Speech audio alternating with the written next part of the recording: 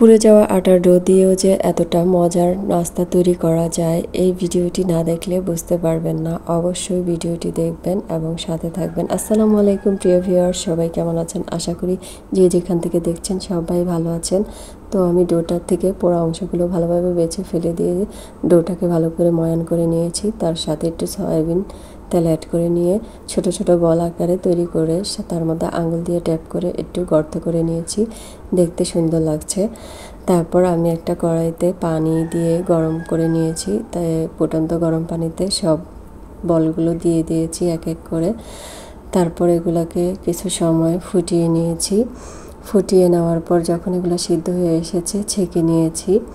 ছেঁকে নেওয়ার পর আমি এখানে একটা ফ্যান বসিয়ে দিয়েছি, তার মধ্যে দিয়ে দিয়েছি তেল পরিমাণ মতো, আর দিয়েছি রসুন কুচিগুলোকে একটু ব্রাউন করে ভেজে নিয়েছি। তারপর দিয়ে দিয়েছি একটা ম্যাগি ম্যাজিক মশলা, পুরোটা দিয়েছি। তারপর আমি এর মধ্যে পরিমাণ মতো পানি দিয়েছি। তারপর দিয়েছি সয়া সস পরিমাণ মতো। তারপর এর মধ্যে দিয়ে দিয়েছি টমেটো সস পরিমাণ মতো। টমেটো সস দেওয়ার পর আমি এর মধ্যে দিয়ে দেব পরিমাণ মতো মিক্সড হার্বটা আপনারা যে কোনো সুপার শপে পেয়ে যাবেন। তারপর আমি এর মধ্যে দিয়ে দেব সাদা তিল। তারপর সব মিশ্রণগুলোকে আমি একসাথে মিশিয়ে নিয়ে কিছু সময় জাল করে নিয়ে তার মধ্যে দিয়ে দেব ধনিয়া পাতা কুচি আর কাঁচামরিচ কুচি। আপনারা যে যেমন ঝাল খেতে পছন্দ করেন সেই অনুযায়ী আপনারা মরিচটা নিতে পারেন। তারপরে দিয়ে দেব সিদ্ধ করে রাখা বলগুলো। তারপর আমি এটাকে ভালোভাবে নেড়ে চেড়ে মিশিয়ে নিব।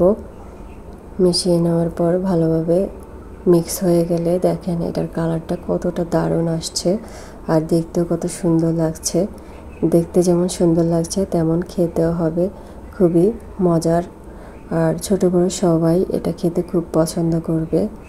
তা আমি এর মধ্যে দিয়ে দিব এখন পরিমাণ মতো লেবুর রসটা সব শেষে দিতে হবে, এতে করে টেস্টটা আরও বেশি ভালো হয়।